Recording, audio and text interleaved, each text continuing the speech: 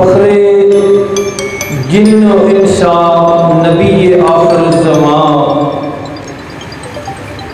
حضرت محمد مصطفیٰ صلی اللہ علیہ وسلم نے جب اپنی نبوت کا اعلان مکہ مکرمہ میں فرمایا تو سارا مکہ آپ کا مخالف اور دشمن بن گیا۔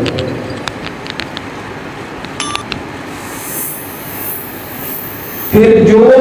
خوش نصیب اور خوش بخت انسان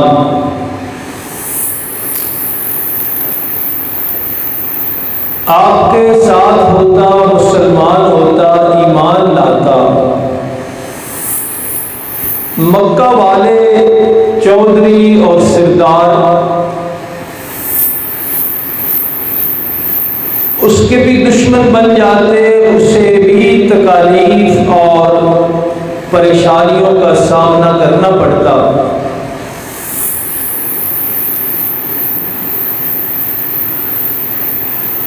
34-35 بندے مسلمان ہو چکے تھے،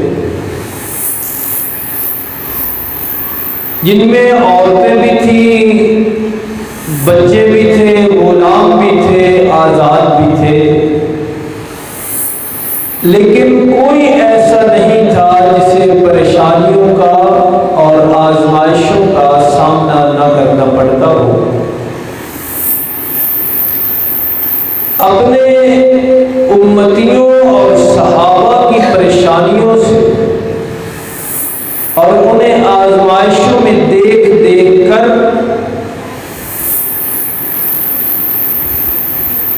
رسول معظم نبی محتشم صلی اللہ علیہ وسلم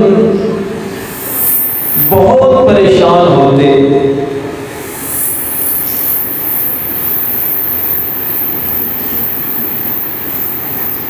اسی پریشانی کو اور انہی آزمائشوں کو کم کرنے کے لیے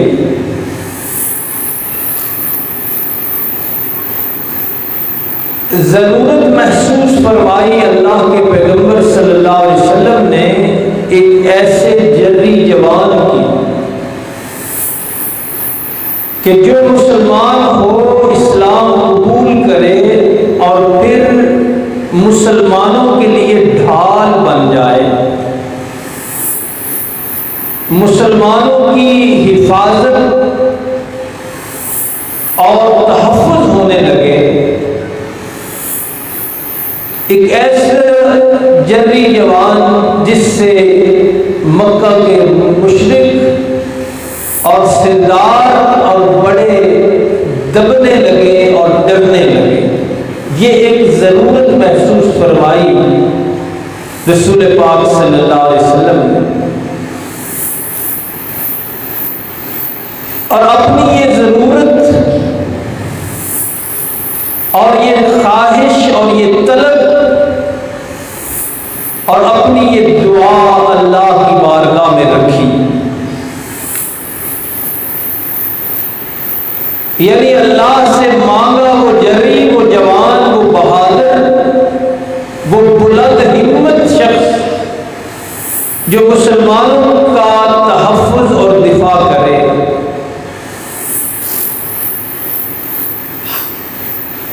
اور رسالت مآب صلی اللہ علیہ وسلم کی دعا میں جو آپ نے اس سلسلے میں اللہ سے مانگی، دو ناموں کا ذکر آیا، یعنی اللہ کی بارگاہ میں ہاتھ بلند کر کے نبی آخر الزمان صلی اللہ علیہ وسلم نے اللہ سے عرض کی کہ اسلام کی عزت، شان و شوکت کے لیے اور مسلمانوں کے تحفظ اور حفاظت کے لیے ان دو میں سے ایک میرے اللہ مجھے عطا فرما، یعنی اسے ایمان نصیب کر وہ مسلمان ہو جس سے اسلام کی عزت بھی بڑھے، اسلام کی شان و شوکت بڑھے اور مسلمانوں کا تحفظ اور حفاظت بھی۔ وہ دو نام یہ تھے، ایک عمر ابن خطاب رضی اللہ عنہ اور ایک عمر ابن حشام جسے ابو جہل بھی کہتے ہیں۔ لیکن ایک حدیث میں یہ بھی ہے کہ پھر اللہ کے پیغمبر صلی اللہ علیہ وسلم نے خاص کر لیا حضرت عمر رضی اللہ عنہ، یعنی عمر ابن حشام کا نام پہلے اللہ کی بارگاہ میں دیا، لیکن بعد میں اسے ودرا کر کے نکال کے واپس لے کے صرف ایک نام بارگاہ خداوندی میں پیش کیا، اور وہ تھا عمر ابن خطاب رضی اللہ عنہ۔ گویا اللہ کے پیغمبر صلی اللہ علیہ وسلم نے اس پرآشوب دور میں، پریشانیوں سے بھرے ہوئے دور میں، آزمائشوں سے لبریز دور میں مسلمانوں کی حفاظت اور دفاع کے لیے اللہ سے مانگ لیا حضرت عمر رضی اللہ عنہ۔ چنانچہ بارگاہ خداوندی سے آپ کی یہ دعا قبول ہوئی۔ حضرت عمر رضی اللہ عنہ دائرہ اسلام میں داخل ہوئے، مسلمان ہوئے، کلمہ پڑھا، ایمان لے آئے۔ وہ تفصیلی واقعہ آپ علماء سے سنتے رہتے ہیں۔ تو واقعتاً بعد کے سارے حالات نے اور تاریخ نے یہ ثابت کیا کہ اللہ کے محبوب صلی اللہ علیہ وسلم نے جس مقصد کے لیے اپنے اللہ سے عمر کو مانگا تھا، اللہ نے حضرت عمر رضی اللہ عنہ کے ذریعے وہ سارے مقاصد پورے کیے۔ چنانچہ مسلمانوں نے حضرت عمر رضی اللہ عنہ کے اسلام لانے سے اپنے آپ کو محفوظ تصور کیا۔ مسلمانوں کی آزمائشیں کم ہوئیں۔ حضرت عمر اسلام لائے تو مسلمانوں میں حفاظت کا احساس پیدا ہوا، مسلمانوں میں تحفظ کا احساس پیدا ہوا، اور اس زمانے کا کفر دبتا چلا گیا۔ اس زمانے کے بڑے بڑے کافر پھر مسلمانوں پر ہاتھ اٹھاتے ہوئے 100 بار سوچا کرتے تھے کہ اگر ہم نے مسلمانوں کو کچھ کہا تو مسلمانوں کے گروہ میں اور قبیلے میں عمر جنری جوان بھی موجود ہے، مکہ میں جتنی دیر بھی رہے پھر مسلمانوں کو اس طرح کی آزمائشوں کا سامنا نہیں کرنا پڑا۔ آپ نے واقعہ میں سنا کہ پہلے چھپ کر عبادت ہوا کرتی تھی، لیکن فاروق اعظم رضی اللہ عنہ کے اسلام لانے کے بعد خود آپ کی جوان مردی اور بہادری اور غیرت نے ہی گوارا نہیں کیا کہ اب چھپ کر عبادت ہو، اور بارگاہ نبوی میں عرض کی کہ آج کے بعد چھپ کر عبادت نہیں ہوگی۔ عمر اسلام لے آئے، عمر مسلمان ہو جائے اور پھر چھپ کر عبادت ہو۔ تو اس طرح اسلام دار ارقم سے نکل کر، یہ ایک صحابی تھے حضرت ارقم رضی اللہ عنہ، ان کے گھر میں عبادت ہوا کرتی تھی پہلے۔ تو اسلام حضرت عمر کے اسلام لانے کے بعد اسلام دار ارقم سے نکل کے بیت اللہ میں جگمگانے لگا۔ مدینہ شریف تشریف لے کے ہجرت ہوئی، اور ہجرت بھی جس جرت کے ساتھ کی وہ واقعہ آپ نے، ایمان افروز واقعہ آپ نے سنا کہ باقی کئی لوگوں نے حکمت اور مصلحت کے تحت خفیہ ہجرت کی، جیسے جس کو وقت ملا مکہ چھوڑ کے مدینہ چلا گیا، لیکن فاروق اعظم رضی اللہ عنہ نے جس جرت کے ساتھ ہجرت کی اور اعلان کر کے ہجرت ہجرت کی، اور وہ لفظ مشہور ہیں بڑے خطباء سے علماء سے آپ سنتے رہتے ہیں کہ آپ نے مکہ میں اعلان کیا کہ جس نے بیوی بیوہ کروانی ہو اور بچے یتیم کروانے ہو، کل عمر ہجرت کرنے لگا ہے، آ کے مکہ سے باہر مجھے مل لے۔ کسی کو ہمت نہیں فاروق اعظم کا مقابلہ کرنے کے لیے، اور آپ کے سامنے کھڑے ہونے کے لیے کسی کو جرأت نہیں ہوئی۔ تو رب العالمین نے فاروق اعظم رضی اللہ عنہ کے ذریعے اسلام کو شان و شوکت عطا فرمائی، اسلام کو حفاظت عطا فرمائی، اسلام کو تحفظ عطا کیا، اسلام کو ترقی عطا فرمائی۔ آپ کی سیرت کے بڑے مختلف پہلو ہیں، جن میں سے ایک بھی بیان کیا جائے تو طویل سے طویل گفتگو ہو سکتی ہے، لیکن خاص طور پہ آج جو ہم نے پہلو دیکھنا ہے وہ یہی ہے کہ خود رسول اللہ صلی اللہ علیہ وسلم نے اسلام کی شان و شوکت کے لیے طلب اور ضرورت محسوس کی عمر کی، اور یہی عنوان میں نے آج سیٹ کیا کہ ہر دور میں عمر کی ضرورت رہی ہے، فاروق اعظم ہر دور کی ضرورت رہے ہیں۔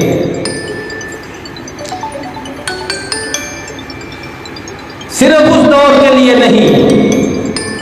بلکہ جب بھی کفر ناچنے لگتا ہے تو فاروق اعظم کی ضرورت محسوس ہوتی ہے، جب بھی شرک سر اٹھانے لگتا ہے، اور یہ آج 14 صدیوں پہ ہم گفتگو کر رہے ہیں، قیامت تک آنے والے انسان یہ محسوس کریں گے کہ جب بھی باطل سر اٹھاتا ہے تو فاروق اعظم کی ضرورت محسوس ہوتی ہے۔ ویسے تو اقبال نے کہا ہے حضرت ابراہیم علیہ السلام کے بارے، اور اسی سے یہ تصور میں نے بھی مستعار لیا ہے۔ اقبال نے کہا ہے ہر دور اپنے براہیم کی تلاش میں ہے، ہر دور اپنے براہیم کی تلاش میں ہے، لیکن اسلام کی 1400 سالہ تاریخ یہ بھی کہتی ہے کہ ہر دور کو حضرت عمر کی ضرورت رہی ہے۔ جب بھی مسلمان مظلومیت کا شکار ہوئے ہیں تو فاروق اعظم کی ضرورت محسوس کی گئی ہے۔ لوگوں کے دلوں نے پکارا کہ آج فاروق اعظم ہوتے نہ کبھی، اور آج کے اس دور میں جب ہم سانس لے رہے ہیں، آج جب مسلمان فلسطین میں اور دیگر علاقوں میں بھیڑ بکریوں کی طرح ذبح ہو رہے ہیں، تو پورے عالم اسلام میں کئی مقام پر یہ آواز اٹھتی ہے کہ کاش آج فاروق اعظم ہوتے، کاش آج عمر ہوتے،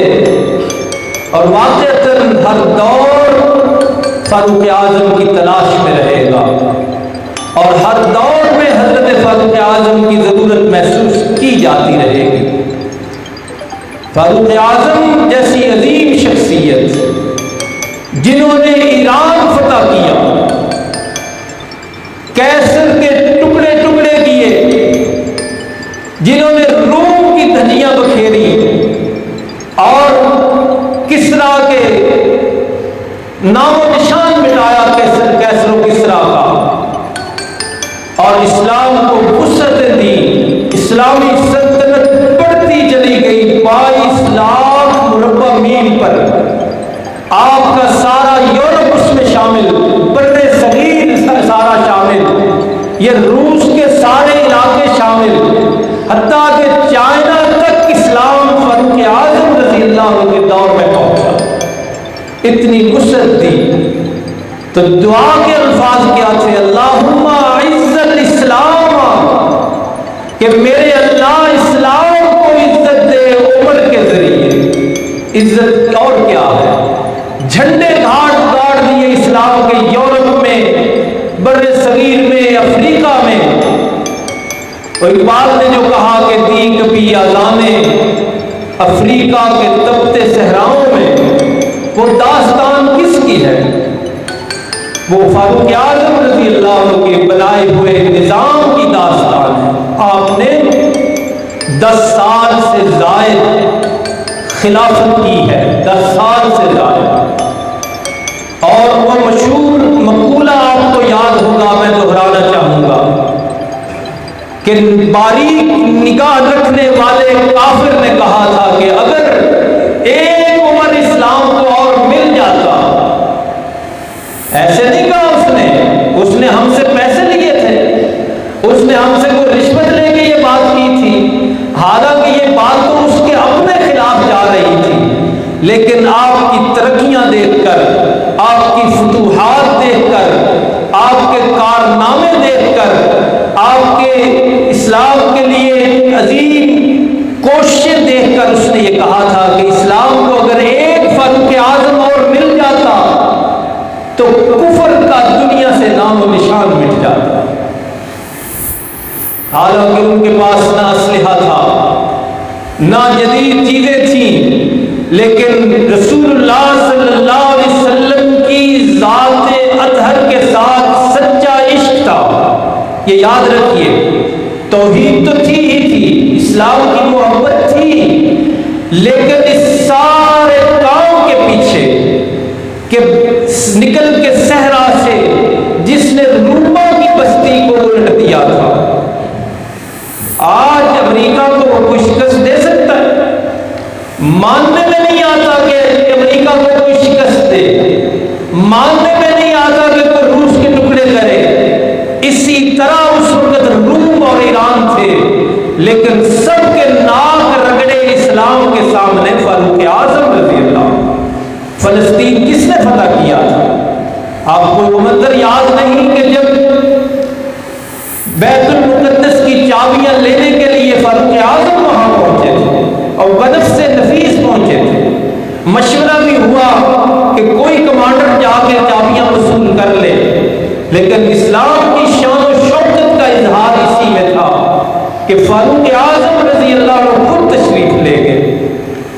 اور جس طرح تشریف لے گئے، جس طرح آخری منزل طے ہوئی، وہ بھی اسلام کی شان ہے کہ فاروق اعظم رضی اللہ عنہ نے اونٹ کی نکیل پکڑی ہوئی تھی اور غلام اونٹ کے اوپر بیٹھا ہوا ہے، اور پروٹوکول کے بیماروں نے یہی سمجھا کہ اونٹ کے اوپر فاروق اعظم ہے، جنہیں پروٹوکول کی بھوک ہوتی ہے، انہوں نے یہی سمجھا کہ اونٹ کے اوپر فاروق اعظم ہے، لیکن وہ اسلام کی شان کو تو سمجھتے نہیں تھے۔ باری تھی، کچھ دیر فاروق اعظم اوپر تشریف لاتے تھے، اونٹ کے اوپر بیٹھتے تھے، کچھ دیر غلام بیٹھتا تھا۔ جب منزل آئی،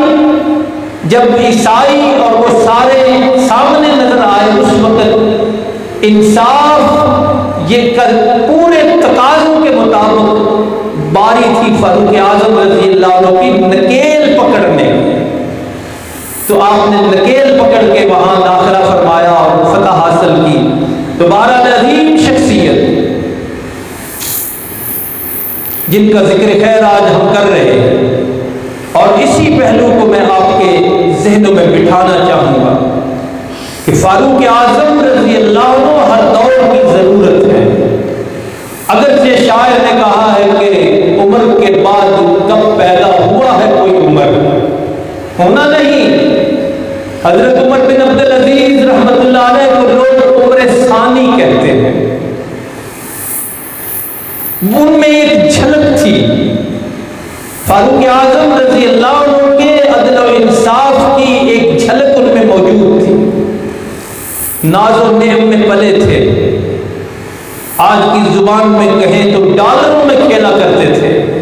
لیکن اور خلافت کے بالکل بھی ایک لمحہ کے لیے طلبگار نہیں تھے۔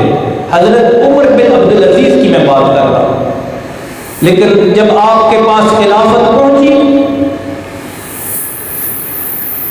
تو ساری دولت سے ہاتھ دھو دیا، ساری دولت جمع کروا دی بیت المال میں، اور خوشبوؤں میں اور ناز و نعم میں پلی بیوی سے بھی کہا کہ ایک طرف یہ ساری دنیا ہے اور ایک طرف یہ عمر ہے، پسند کو بہن کرتی ہے۔ تو ایک آیا ہے جس کو عمر ثانی، جن کا تھوڑا سا تعارف میں نے کروایا، لیکن شاعر نے کہا اور حقیقت بھی یہی ہے کہ عمر کے بعد کب پیدا ہوا ہے کوئی عمر؟ پیدا تو کوئی نہیں ہوا، لیکن آپ کی طلب، آپ کی ضرورت ہر دور میں محسوس کی گئی، آج بھی محسوس کی جا رہی ہے۔ اور یقین جانیں جو ہونا ہے وہ تو اللہ کو پتہ ہے، لیکن سوچئے ذرا کہ آج اگر عالم اسلام کے سربراہ حضرت عمر ہوتے تو مسلمان یوں چیختے چلاتے؟ فاروق اعظم اگر آج مسلمانوں کے حکمران ہوتے تو یہودی آج اس طرح مسلمانوں کا خون بہاتے، ہندو اس طرح مسلمانوں کی مساجد اڑاتے، مسجدیں اڑائی ہیں انہوں نے، مسجدیں۔ فاروق اعظم رضی اللہ عنہ عظیم شخصیت، اور یہ وہ شخصیت ہیں کہ جن کے کردار کی وجہ سے،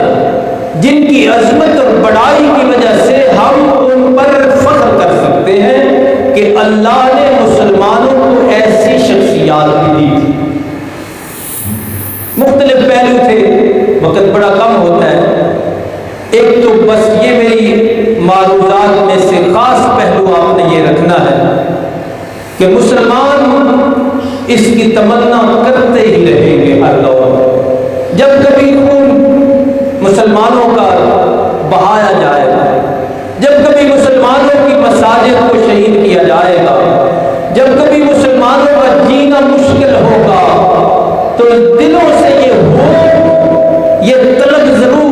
اٹھا کرے گی کہ کاش فاروق اعظم ہوتے، کاش عمر ہوتا آج، تو مسلمانوں کو یہ دن نہ دیکھنا پڑتے۔ آپ کی شہادت بھی ہے آج، میرا خیال ہے یکم محرمی ہے، اتفاق یہ ہے کہ آج یکم محرمی ہے، 27 ذی الحج کو آپ پر مسجد نبوی میں مصلی مصطفیٰ پر قاتلانہ حملہ ہوا نماز فجر میں، اور قاتل نے آپ کو شدید زخمی کیا، لیکن آپ کی جو شہادت ہے وہ یکم محرم ہے، اور وہ معمولی حملہ نہیں تھا۔ وقت کم ہوتا ہے، آپ کے پاس بھی یہاں بھی بیان لمبا نہیں کیا جا سکتا، ورنہ اس کی تفصیلات میں عرض کرتا۔ 10 آدمیوں کو اس نے اس وقت شہید کیا تھا، یہ نہیں کہ 2 خنجر مارے تو نکل گیا، نہیں، اتنی دیر تک وہ حملہ کرتا رہا۔ اور آج مسجدوں کو بے آباد کرنے والے مسلمانوں اور مسجدوں کی اہمیت نہ سمجھنے والے مسلمانوں اور مسجدوں میں جانا فضول کام سمجھنے والے مسلمانوں، یہ نکتہ بھی یاد رکھو کہ 10 آدمی شہید ہو گئے تھے، فاروق اعظم خود زخمے میں تڑپ رہے تھے، لیکن مسلمانوں نے نماز مکمل کی تھی، صفیں خراب نہیں ہوئی تھیں۔ یہاں تو اب صفیں چیخو پکار کرتی ہیں کہ کہاں گئے نمازی، اور ہمیں تجارت سے، کھیتی باڑی سے،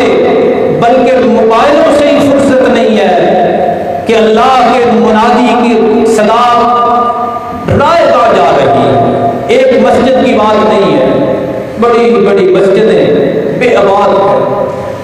لیکن اس دور کی مسجد اور اس کا نماز کا نقشہ میں آپ کے سامنے رکھ رہا ہوں۔ 10 آدمی شہید ہوئے، خود فاروق اعظم جو امامت کر رہے تھے مصلی مصطفیٰ پر، وہ زخموں سے چور ہیں، لیکن مسلمانوں کی صفوں میں خلل نہیں پڑا، مسلمانوں کی نماز خراب نہیں ہوئی۔ حضرت غالب بن عبد الرحمن بن عوف رضی اللہ عنہ کو وہ پیچھے کھڑے تھے، آپ نے فرمایا نماز مکمل کرو۔ یہ نماز کی اہمیت تھی جو جماعت کی اہمیت تھی ان کی نظر میں جو رضی اللہ عنہ تھے، میرا تیرا تو ہے ہی کوئی گارنٹی نہیں ہے۔ پتہ نہیں کس حوالے نے آپ کو مجھے یہ کہہ دیا کہ نمازوں کی ضرورت نہیں، مسجدوں کی ضرورت نہیں، فضول کام ہے۔ ایک پتہ نہیں کس نے ذہن میں ڈالا، جو سارے رضی اللہ عنہ تھے، 10 شہید ہو گئے، امام زخموں سے چور چور ہے، لیکن نہ نماز خراب ہوئی نہ صفوں میں گڑبڑ پیدا ہوئی۔ یہ تھی نماز کی اہمیت ان کی نظر میں۔ مختلف پہلو ہے، ایک پہلو یہ بھی یاد رکھیے، حضرت شاہ ولی اللہ رحمۃ اللہ علیہ اس بر صغیر میں قرآن کے بہت بڑے مفسر ہیں، قرآن کی تفسیر سمجھانے والے ہیں۔ انہوں نے اپنی کتاب میں لکھا ہے کہ 27 آیتیں قرآن کی ایسی ہیں جو اللہ نے فاروق اعظم رضی اللہ عنہ کے مشورے اور تائید میں نازل کی ہے۔ ان کو کہتے ہیں موافقات عمر۔ آج کی زبان میں، جدید زبان میں یوں سمجھیے کہ 27 آیتیں قرآن کی ایسی ہیں کہ فرش پر عمر اور عرش پر اللہ سیم پیج پر تھے۔ سیم پیج بڑا مشہور ہوا ہے، ایک پیج پر تھے 27 آیتوں میں، جو فاروق اعظم نے مشورہ بارگاہ رسالت میں عرض کیا، وہی اللہ نے اوپر سے قرآن اتارا۔ اور اس کی ذرا تفصیل ایک کی سنیے۔ فاروق اعظم رضی اللہ عنہ نے عرض کیا کہ آقا میرا دل کرتا ہے جس جگہ پہ حضرت ابراہیم علیہ السلام نے کھڑے ہو کر بیت اللہ کی تعمیر کی ہے نا، جسے مقام ابراہیم کہتے ہیں، وہاں جب بھی عمرہ کرنے والا جائے، حاجی جائے، تو میرا دل کرتا ہے کہ وہاں 2 نفل پڑھے۔ یہ مشورہ پیش کیا کس کی بارگاہ میں؟ رسالت باب صلی اللہ علیہ وسلم۔ اور یہاں ہمارا موقف بھی ذرا سنیے، یہ جو ہم کہتے ہیں نا خوشی کے موقع پہ یہ رسم نہ کرو، غمی کے موقع پہ یہ رسم نہ کرو، یہ نہ کرو، وہ نہ کرو، یہی ہے نا ہم پر الزام۔ پھر کہتے مندر نہیں، ایسے یہ نہیں مندر نہیں، کسے یہ پتہ نہیں کون ہے مندر ہی نہیں۔ یہ جو ہم کہتے ہیں نا کہ غمی کے موقع پہ بھی اسلام کو فالو کرو، خوشی کے موقع پہ بھی اسلام کو فالو کرو، یہ جو سردردی ہے ہماری اور اعلان ہے اور شور ہے ہماری طرف سے کہ یہ اسلام سے بغاوت والی رسمیں، یہ ہندوانہ رسمیں چھوڑو، اسلام خالص اسلام کو اپناؤ۔ کہ اسلام نے کیا مرنے کی طریقے نہیں بتائے اللہ کے نبی نے، خوشی کے طریقے اللہ نے نہیں کہ نبی نے نہیں بتائے۔ یہ جو ہم شور کر رہے ہیں نا، اس میں بھی ہماری تائید ہے۔ دوبارہ سنیے، فاروق اعظم نے عرض کیا اللہ کے رسول میرا دل کرتا ہے مقام ابراہیم پر 2 رکعت نفل پڑھے جائے حاجی اور عمرہ کرنے والا۔ رسول اللہ کا جواب سنیے، فرمایا جب تک اللہ نہیں کہے گا میں نہیں کہوں، یہ دین ہے۔ یہاں تو ہم نے دادے کی وجہ سے رسمیں دین میں داخل کر دی، نانے کی وجہ سے دین میں رسمیں شروع کر دی، برادری کی وجہ سے دین میں رسمیں داخل کر دی۔ وہاں امام الانبیاء فرما رہے ہیں کہ جب تک اللہ نہیں کہے گا میں یہ حکم نہیں دوں گا۔ تو عرش پہ اللہ نے جب یہ فاروق اعظم کا مشورہ سنا، رسول اللہ صلی اللہ علیہ وسلم کا فرمان اقدس سنا، تو فرشتہ جبریل امین حاضر خدمت ہوئے، فرمایا واتخذوا مقام ابراہیم مصلی، کہ فاروق اعظم نے جو مشورہ پیش کیا ہے مجھے بھی بڑا پسند آیا ہے، لہذا آئندہ جو بھی حاجی آئے وہاں کھڑے ہو کے 2 نفل پڑھے، جو بھی عمرہ کرنے والا آئے وہاں کھڑے ہو کے فاروق اعظم رضی اللہ عنہ کی یاد تازہ کرتے ہوئے، اور فاروق اعظم رضی اللہ عنہ کے دشمن فاروق اعظم رضی اللہ عنہ کا نام مٹانے کے والے، وہ بھی ذرا اس پہلو کو مد نظر رکھیں کہ جب بھی مقام ابراہیم پر نوافل کی بات آئے گی عمر کی یاد آئے گی۔ سیدہ عائشہ رضی اللہ عنہا کے اوپر لگنے والے الزام کی صفائی کی تفصیل آئے گی، فاروق اعظم کی یاد آئے گی۔ اور جب بھی منافق عبداللہ بن ابی کا جنازہ پڑھنے نہ پڑھنے والی آیت کوئی بندہ پڑھنے لگے گا، فاروق اعظم کی یاد اسے آئے گی۔ بدر کے 70 قیدیوں کے بارے میں بارگاہ رسالت میں اور مشورہ تھا، فاروق اعظم کا اور مشورہ تھا۔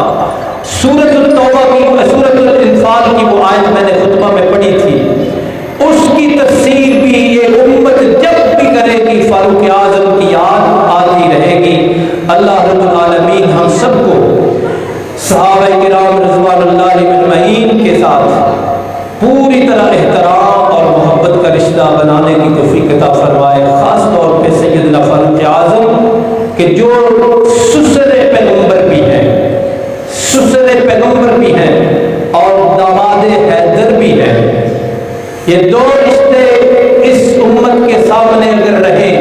تو فاروق اعظم رضی اللہ عنہ کی شان اونچی نظر آئے گی۔